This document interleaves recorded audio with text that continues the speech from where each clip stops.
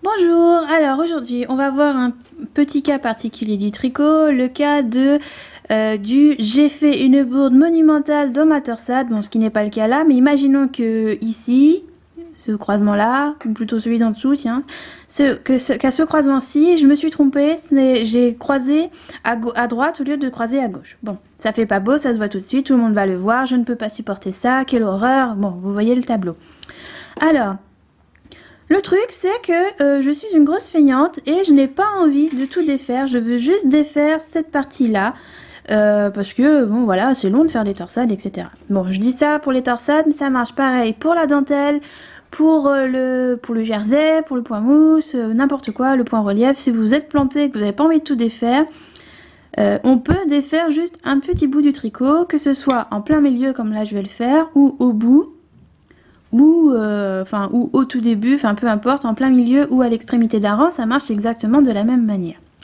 Alors, pour ça, imaginons donc je me suis plantée ici, je viens de m'en rendre compte, j'ai pas envie de tout défaire, je veux juste défaire ça, les 4 mailles de la torsade. Donc ce que je vais faire, c'est que je vais récupérer les mailles, j'espère y voir quelque chose, je vais récupérer les mailles à un rang où je sais ce qui se passe sur ce rang. Donc par exemple là, je sais que ceci c'est un rang de croisement, donc ici, que ce rang là c'est le rang envers, le rang retour que je fais, donc le rang envers, et que le rang d'en dessous c'est un rang endroit normal qu'on fait après le croisement parce qu'on ne peut pas croiser trop vite les mailles. Donc je vais reprendre ce rang là. Pour reprendre ce rang là, je vais piquer le premier brin de chaque maille. Donc voilà 2, la troisième est là, et la quatrième, et c'est laquelle? C'est bien celle-ci. Voilà, j'ai récupéré les 4 mailles. Bon, je fais sur 4 mailles, si c'est 20 mailles, ça marche pareil. Si c'est 50 mailles, ça marche pareil. Imaginons que ce soit la moitié de votre châle qui vous embête et vous voulez le refaire, bah, vous refaites que la moitié de votre châle. Donc, pour ça, j'utilise, vous pouvez le voir, une aiguille double pointe. C'est ce qu'il y a de plus pratique, hein. Ça sert à rien de passer un fil ou une aiguille. Vous pouvez prendre une aiguille double pointe ou une aiguille circulaire supplémentaire, peu importe. C'est ce qu'il y a de plus simple, c'est encore de la remettre sur l'aiguille tout de suite. Parce que comme ça, vous pouvez la réutiliser. Donc, voilà, j'ai récupéré les 4 mailles. Maintenant, je vais défaire les 4 mailles sans peur, puisque de toute façon elles sont sur le câble. Je vais y arriver. Hop. Et je défais le vilain croisement, le rang envers et le rang endroit. Finalement, je me suis posé. Ah, bah vous voyez? Non, c'est bon. J'en ai bien 4. J'en ai bien 4. Donc là, je me retrouve a priori au rang de croisement précédent. Je suis descendue un rang trop bas, c'est pas grave. Et vous avez quelque chose qui ressemble à ça, ça fait peur, vous inquiétez pas, ça va marcher, tout va bien. Donc ce qu'on va faire, c'est que bon là je suis sur une aiguille circulaire, mais si vous voulez utiliser une autre paire, une autre aiguille, une double pointe par exemple, ça marche aussi, il n'y a pas de problème. Moi je vais faire ça à la sauvage, tirer mon câble et retricoter mes brins.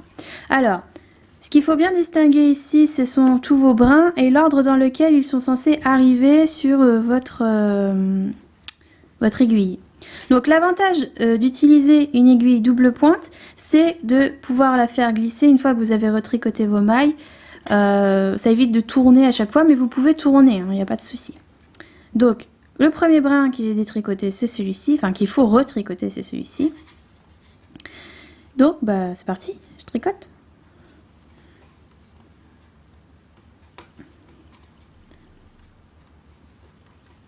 Donc je les tricote à l'endroit parce que c'est ce que veut le patron de la torsade.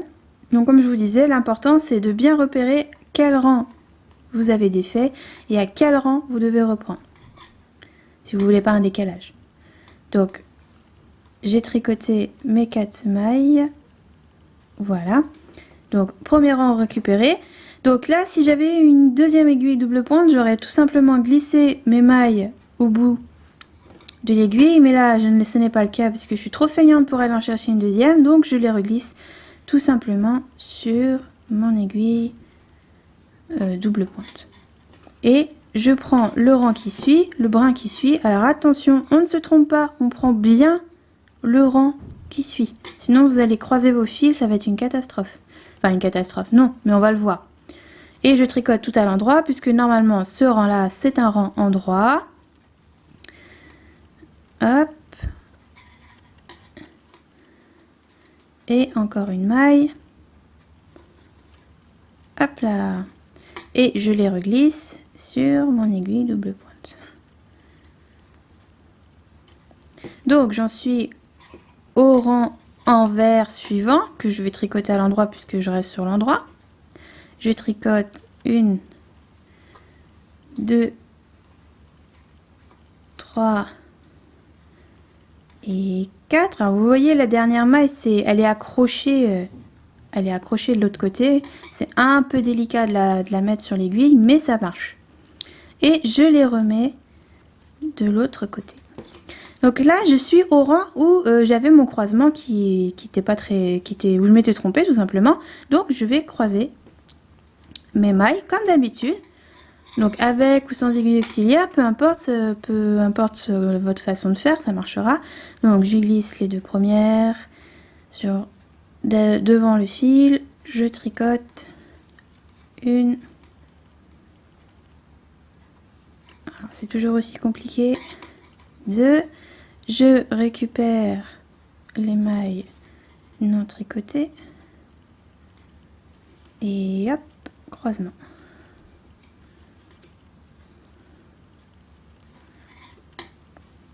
Et voilà, et je la remets sur mon aiguille. Et mon croisement est corrigé. Donc je vais continuer, je vais tout remonter. Peut-être en accéléré, je ne sais pas, on verra. Je verrai au montage. Je ne veux pas non plus que la vidéo dure trop longtemps. Mais vous voyez que ça se fait tout seul. Là, par exemple, je fais le rang envers qui suit normalement. Hop.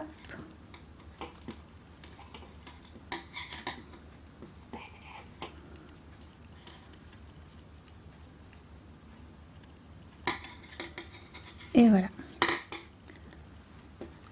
Donc vous voyez, ça remonte doucement mais sûrement et l'erreur est corrigée. Donc voilà, vous faites ça jusqu'à ce que vous ayez que vous ayez tricoté tous les brins que vous avez défaits. Une fois que c'est fait, vous les remettez sur le travail et ça passe tout seul. Alors pour certaines personnes, ce genre de comment dire, de manipulation va les faire se crisper un petit peu. Parce que ça fait quand même 2 aiguilles en plus sur le travail, en plus des aiguilles qui y sont déjà. 1 ou 2 aiguilles, ça dépend comment vous faites. Et donc vous aurez peut-être des petits trous comme ça. Bon, c'est pas méchant, hein. Vous inquiétez pas, ça va partir au blocage une fois que ce sera trempé, le fil va se redistribuer. Le souci en fait c'est que comme vous vous crispez, vous tricotez probablement plus serré que d'habitude. Et donc il y a un surplus de fil là que vous pouvez voir là. Que vous pouvez voir ici par exemple, il y a un surplus de fil tout simplement et le fil est plus serré au niveau des mailles. Ça va partir, vous inquiétez pas, ça se verra plus. Donc voilà comment on récupère un travail sans tout défaire et ça marche vraiment pour tout. Là vraiment l'important c'est de voir où vous reprenez le travail et ça marche tout seul. Pour la dentelle, pour le point relief. Alors les points relief ce sera peut-être plus compliqué parce que justement pour récupérer les mailles c'est plus simple de les récupérer en ayant l'endroit visible, mais ça marche pareil. Vous pouvez aussi faire ça à la sauvage, c'est-à-dire ne pas récupérer les mailles sur une aiguille auxiliaire, défaire nonchalamment vos mailles jusqu'au moment où vous dites que bon c'est bon et puis les récupérer ensuite sur votre aiguille auxiliaire. Ça marche, hein. Moi je fais comme ça, l'aiguille auxiliaire je vous l'ai mise pour histoire de vous rassurer, mais ça marche.